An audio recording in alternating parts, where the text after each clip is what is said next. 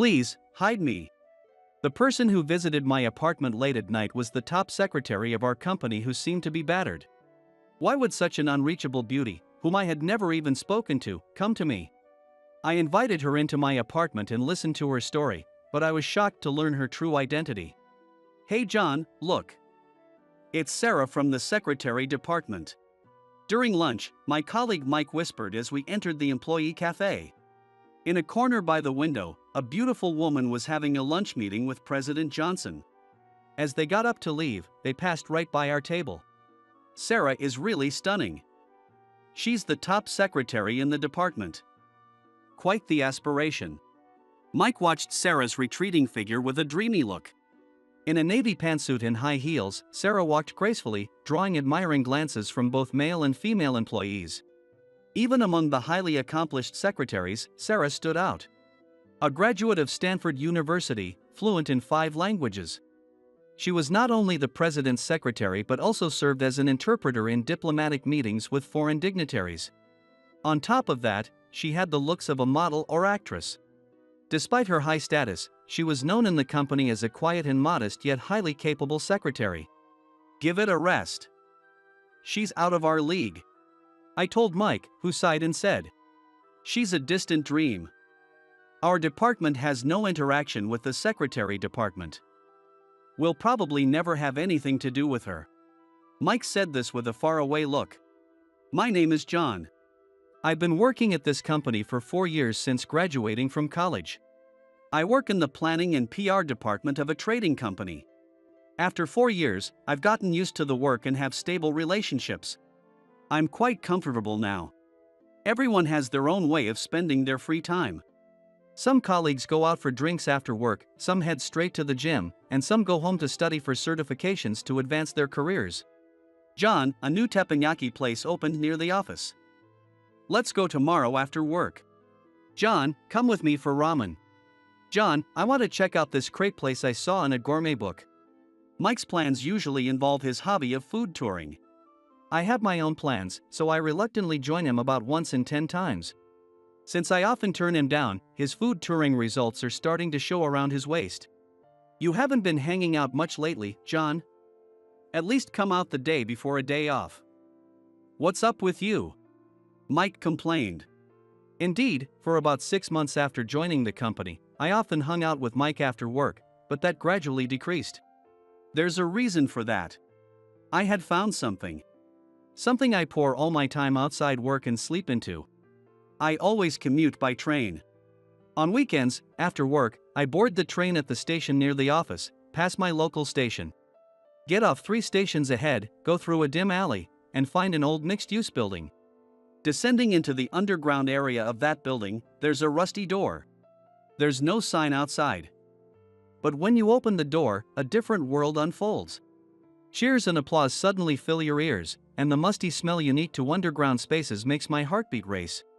Despite the small entrance, the space inside is a wide single floor, with only the center illuminated in the dim room.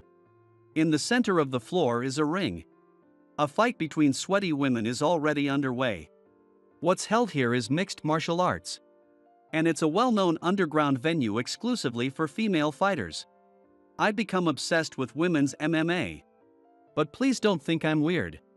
I'm not looking at them in a lewd way, I'm moved by their serious dedication. Good, her match hasn't started yet. The match before my favorite fighters was still ongoing. I found a seat as close to the ring as possible, wiping the sweat from my brow. Having run from the station, I was sweating like I'd fought a match myself. The match in the ring concluded, and the winner's ring name was announced. The victorious and defeated fighters, both drenched in sweat, embraced on the ring, and applause and whistles filled the venue. I stood up and clapped as hard as I could. My interest in women's MMA began because of my sister. Now married with a child, she had been a shut-in during her middle and high school years, spending all day watching the internet in her room. I had witnessed my parents' struggles as they attended seminars for parents with similar issues and read countless books on the subject. About 4 years into her reclusive lifestyle, my sister suddenly came to my room one night. John, I have a favor to ask. It had been years since anything like this had happened, and I was surprised. But I also saw determination in her eyes that had been vacant for so long. my sister's eyes that have been hollow for a long time. At that moment, I sensed she was beginning to come out of her reclusive state. I didn't care if she didn't go to school. I always wished she would just come out of her room, have meals with the family, and watch TV and laugh with us. That alone would have been enough. One night, my sister came into my room with her laptop and showed me an article and videos from a site. The videos showed two young women fighting in a ring. They wore glamorous costumes and were engaged in intense battles that seemed like a mix of karate, pro wrestling, and boxing. Take me to see this. This? I was surprised by her unusual request and looked at her face again. I finally found it. Please, John. Okay. If it makes you happy, I'll take you. I went with my sister to the underground floor of a building where the fight club was held. That's the place I now visit regularly. My sister was enthralled by the matches. Seeing her cheer and pump her fists was like seeing a different person. I was stunned, watching her and the ring alternately. The next match features my absolute favorite fighter. She's beautiful, strong, and just so cool. Suddenly, the venue went dark, and a spotlight shone on a door in the corner. The fighter's ring name was announced, and she entered wearing a glittering mask that covered the upper half of her face. The cheers grew louder, echoing off the ceiling. Go Jessica! You can do it! My sister screamed. So, her name is Jessica. Jessica stepped into the ring, exuding confidence as she responded to the cheers. Her long hair curled and her sequin costume hugging her body. Her six-packs were visible. And her legs looked incredibly long under her mini skirt. She stood out far more than the other fighters, radiating an aura of her own. Though her face was partially hidden, it was clear she was stunning. When the match started, she lowered her stance to target her opponent's lower body. Her movements were incredibly fast, and her opponent was visibly bewildered. She grabbed her opponent's lower body, twisted them down to the mat, and quickly applied a joint lock, forcing her opponent to tap out. I think the match lasted barely a minute. The acrobatic moves, the swift kicks from her long legs, and the stark contrast with her appearance completely captivated me. According to my sister, Jessica was unbeatable, and everyone entered the competition just to try to defeat her. Hitting the face was strictly forbidden, and there were other strict rules, making it more of a show than a sport. But every fighter was deadly serious. At first, I was surprised that my sister became obsessed with martial arts. It was probably the same as being obsessed with celebrities or pop star. Eventually, my sister overcame her reclusiveness and truancy.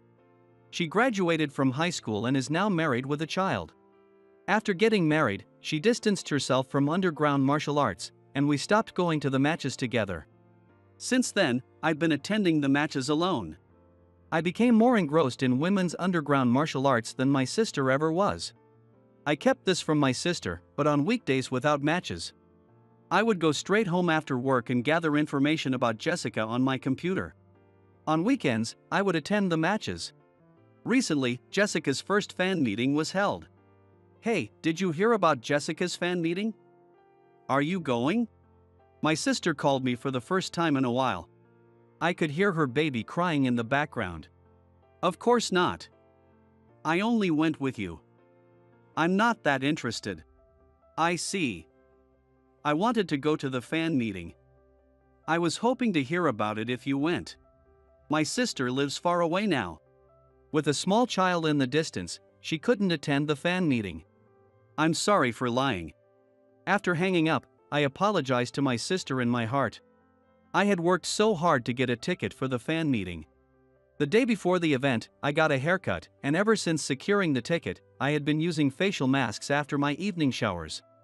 After all, I would not only see Jessica but also shake hands and talk with her. On the day of the event, the usual underground floor of the mixed-use building was transformed into the fan meeting venue. The line stretched outside the building. I knew she was popular, but this is incredible. The crowd seemed to be an even mix of men and women. I waited anxiously for my turn. I had never been a fan of anyone or dedicated myself to something like this before, so this feeling was entirely new to me. Finally, my turn came. There she was, Jessica, right in front of me. She wore the same makeup and costume she did when stepping into the ring. Of course, her face was partly covered by the sparkling mask. I wiped the sweat from my hands with a handkerchief and reached out to touch Jessica's extended hand. You are one of my most dedicated fans. I see you from the ring all the time.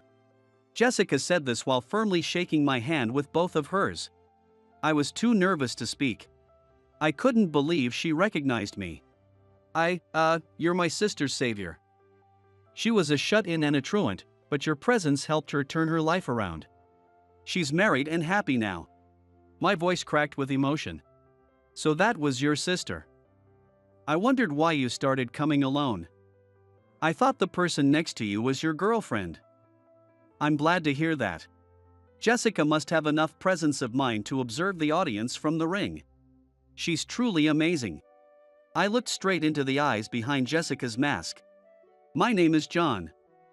No matter what, I'll support you forever. Jessica smiled brightly upon hearing this. John, right? No matter what. For life? It's reassuring to have such a dedicated fan like you. Within the 1-minute time limit, I poured out my feelings. Even on the train ride home, I was floating in a dreamlike state. Honestly, I don't even remember how I got home. That night, I lay in bed, grinning at the selfie I took with Jessica, and fell asleep still feeling the softness of her hand. John, I need to talk to you. Mike approached me with an unusually serious look. Can you spare some time this Sunday? I know it's your day off, but I think we can talk more freely during the day. For a moment, I was at a loss for words. I had no work that Sunday, but I had planned to attend Jessica's match. Looking forward to this had kept me going through the week. Lately, especially after the fan meeting, my admiration for Jessica had intensified, though I still supported women's underground MMA as a whole. I wanted to remain a respectful fan and never cause her any trouble. Just having her as a source of inspiration was enough. John, you've been really motivated at work lately. Did you get a girlfriend? My boss and seniors had been saying this a lot recently. Attending Jessica's fan meeting and knowing that she recognized me had been a huge boost. Although the distance between the ring and the audience remained unchanged, and I had no intention of changing it, the thought of not wanting to show a pathetic side to Jessica naturally motivated me. While I was eager to cheer for Jessica, I felt I couldn't ignore Mike's request for a serious talk. Reluctantly, I decided to skip the match that day and spend it with Mike. Even though it was for a serious conversation, the venue was an okonomiyaki restaurant. Mike wanted to talk about requesting a transfer from his current department. Apparently, he wasn't getting along with his direct supervisor and was feeling mentally strained. I encouraged him to hang in there until the next annual transfer, as I might be relocated too. Mike quickly cheered up and started devouring the okonomiyaki. As I cooked more okonomiyaki for him, my mind drifted to the underground fight club. After spending the entire day with Mike, I trudged to work on Monday morning. Not only were my steps heavy, but so was my stomach from all the okonomiyaki. I wonder how Jessica's match went yesterday, although I doubt she lost. Even at work, my mind was full of thoughts of her. Mike, at his desk in the neighboring aisle, was smiling and working diligently. It's great that he's feeling better, but I want my time with Jessica back. The disappointment of missing Jessica's match lingered as I sat at my desk with my head in my hands. After a while, I looked up and saw some senior colleagues having a serious conversation. Did you hear? Sarah from the secretary department didn't show up for work this morning without notice. The secretary department is in an uproar. Sarah didn't show up without notice? There must be a serious reason for her to miss work without informing anyone. Her phone was unreachable all day, and she never showed up to work. After work, I brushed off Mike's invitation to grab a meal and rushed home to open my laptop.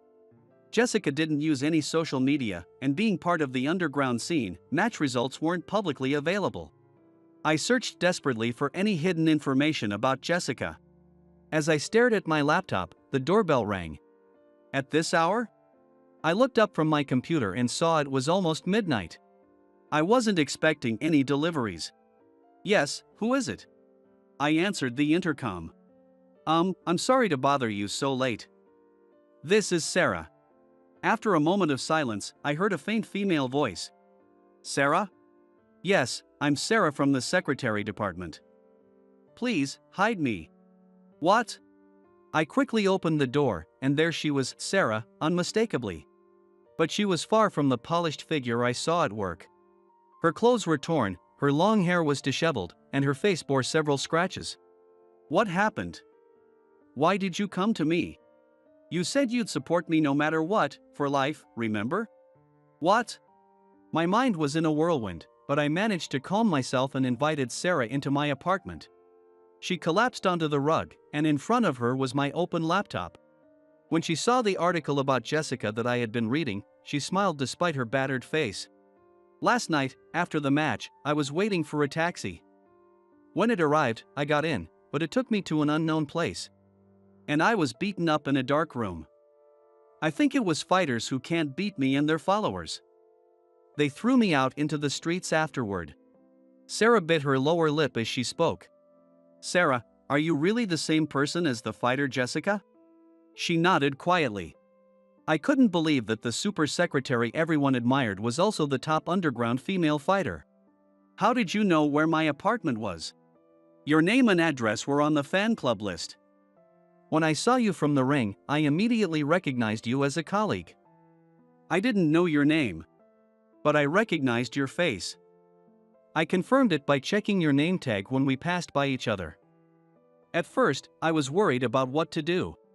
If the company found out, it would be a big problem. I earn a little fight money, too. The company was in an uproar today because you were absent without notice. My phone was broken, and more than anything, I didn't want the company to find out what I was doing. Fighting is my passion. I fetched the first aid kit from the closet and started treating Sarah's wounds. The disinfectant stung her face, making her grimace. Her expression looked like that of a mischievous kid, and as I applied the bandages, I couldn't help but chuckle. I have a favor to ask. Tomorrow morning, could you call the company and pretend to be my brother? Tell them I had an accident and couldn't contact anyone. Also, can I stay here tonight? Sure, but are you making me your accomplice? Didn't you promise to support me no matter what, for life? She looked into my eyes. I guess I did. She told me about how she was inspired by Gina Carano, a famous American female fighter, and started Muay Thai at 15 while living in the US. After work, she trains hard. She channels the stress from her job as the president's secretary into martial arts. I listened to her story all night. The next day, I called the company pretending to be her brother. Sarah returned to work 2 days later. That day, she walked through the department, apologizing to everyone. Now, everything is back to normal. Hey, John, I heard Sarah fell off her bike and got injured. It's surprising she rides a bike. Makes her seem more relatable. Mike whispered as he spotted Sarah walking down the hall. Really? As Sarah passed by, she gave me a discreet wink. That night, Sarah asked me to be her bodyguard and manager. I agreed, and now I train with her on weeknights and act as her cornerman during matches, wearing a mask. Thinking I truly know the real Sarah might be presumptuous, but it fuels my work motivation. Thanks to her, my previously dull life has become exciting. Tonight will be busy too. Determined to finish my work efficiently, I focused on the afternoon tasks with renewed energy.